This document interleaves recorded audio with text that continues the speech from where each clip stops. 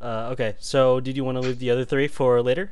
Yeah, yeah. Let's Uh, let's hit the other three in just a little bit. okay, so number nine is from StarCraft 2 Master, who I believe is also Cheese Grater, who you might recognize from MLG DC. Um, Oh. have you ever hooked up with your mini fangirls? Oh, you mean both of them? Uh, no, like super never. I don't know. I'm just not a ladies' man, and I don't. And I'm not saying that I don't have a game, because let me play something, fellas. Holy good lord, can I make a girl swoon? Mm. Oh baby. But I'm just like not into the idea of sleeping with lots of women. And I honestly think that a lot of this has to do with my life growing up playing StarCraft. And this isn't a contrived answer specifically for this interview.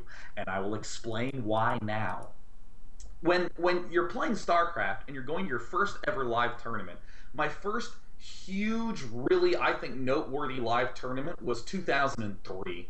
I did do ones before then, but that's really the one that made me kind of go, man, I gotta deal with my emotions a little better. Because you sit down, you get flooded with adrenaline at times when you ordinarily wouldn't. Like a push comes out, you have the army to kill it. You've been in this situation 1,000 times, so you crunch it, you kill it, and suddenly your whole body's in a total panic in a tournament. In a practice game, that would never happen, but in a tournament, you want to shit your pants, and you need not to. It's so important that you not do that. Um, and I remember I made a huge mistake against Froz on Jungle Story, and I was like, oh god, I can't believe I did that. And this very tactless War 3 player came up to me. He's like, "Why did you send all your units in there to die when you clearly knew it wouldn't work?" I was like, "Because I was nervous." I like had no answer. He was right. So it's in those early times when you kind of have to go, now, how do I deal with all these inputs from my body? The adrenaline, the nervousness, the sweating, the shakiness of the hands. How do I cope? None of this has to do with StarCraft. This has to do with physiology. And you very quickly kind of learn that you gotta just ignore a lot of stuff that your body tells you, because your body's giving you the adrenaline, so you have enough juice to be able to run away from the lion or fight and kill the lion. But you're not fighting a lion, you're actually sitting at a computer in a tent because you're at a tournament, and your body's not built for that. So um, you get to the point where you get nervous and you just kind of go, all right, well, that's just a feeling. It doesn't mean anything. It's not right nor wrong. It doesn't imply that I'm an unconfident or confident person, or that I'm weak or strong in this particular regard. It's just data. So this started to extend to a lot of other situations in life. Like, for instance, when I would be a single man, obviously being a very desirable single man. I know you agree silently there, Sino. Uh, but if there was a girl who I wanted to ask on a date, there's no magic. Yeah, you get nervous, you get that heart poundy feeling, you get a little bit, but I would just say to myself, okay, it's just a feeling. These are just chemicals. It doesn't mean anything. It means nothing, actually. And then you just go up to the girl, scared anyways, whatever. Just saddle up and say, hey, I was wondering if I could take you on a date. And then she would go, no. And you'd go, damn it. And you'd feel bad and you'd feel terrible. You'd kind of get that, And then you'd have to say to yourself, yeah, you know what? I feel bad. I'm not going to try to not feel bad. I'm not going to do anything dumb like, well, whatever. I'm just going to get drunk at a party and see what happens. That'll show her. It's just a feeling. So it's not a big deal. You can feel a little down, but don't convince yourself that anything is wrong just because you feel wrong. And this all loops back the way around to, it's like, would you ever hook up with one of your fangirls? You know what? I'm a mammal that has a prerogative to reproduce, and I know that. And if some unbelievably hot girl is throwing herself at me, I know myself quite well. I know that's not the sort of thing I'm particularly interested in.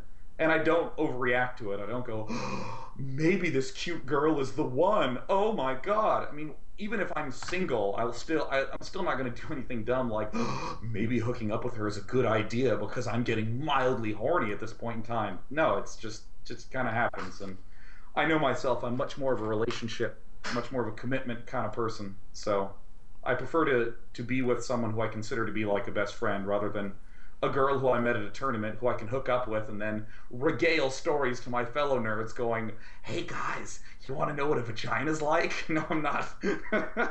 That's totally not me. Long-winded answer is done. Okay, so the 10th question from Chanman Can. If you wished you could Yeah. be remembered by any one quote from any of your casts, what would it be? I think the one quote I want to be remembered by is the one I did in Day 9 Daily number 100. There is nothing cooler than being proud to love the things you love. I believe that so damn firmly. That is like one of my highest values in life is immersing myself in what I enjoy and looking for more things that I enjoy and going on little mini adventures. I just think that that is the way to live. Because, for instance, I have a very unusual taste in music, and I'm wondering if any of the viewers out there have ever had this happen where you're at your computer and a song comes on that you're kind of embarrassed to have on there. Like maybe some Justin Timberlake rolls up on there, or maybe some sort of show tune and you don't want to be caught listening to it. So you change to another song.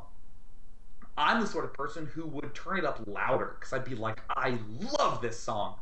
And as a result, I kind of got into electronica and I kept listening to it more and more. And I would seek out more electronica because it would make my ears feel good in a way that your average pop music or your rap music couldn't. I was just really, really, really delving into it more and more and more and more and more.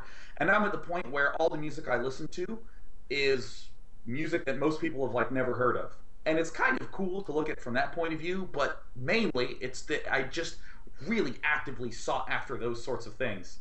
Or like one of my favorite things is just to try to Google random goofy things, and I was looking up hot pictures of women with lobsters and just laughing. I don't know if you guys ever Googled this, but there's like websites devoted to lobsters and women, and it's hilarious. And I think people should care a lot less about acceptance and more about just finding shit that makes them really, really, really, really happy.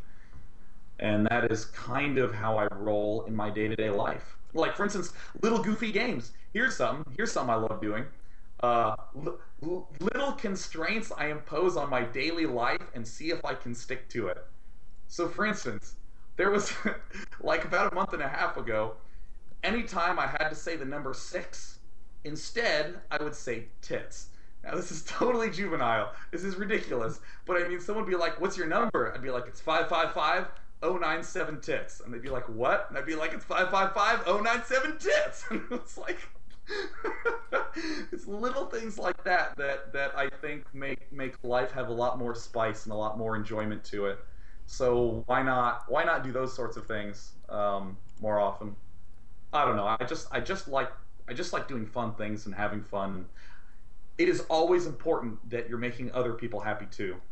I I hope that don't. wasn't your real number. Oh no, it's totally not. See, I did the 555 thing because I know that Hollywood rolls that way. Okay. And plus, if I did say my number on air, then not only would that be horrible, but that would be characteristic of me. I do make that sort of mistake all the time. And I'd also like to say I'm not the biggest fan of humor at someone else's expense. I really don't like the sort of, oh, there's an ugly person. Let's call him ugly. Ha ha ha ha ha. Isn't this person ugly? I don't say anything that I wouldn't want to say to the person's face and have them laugh with me.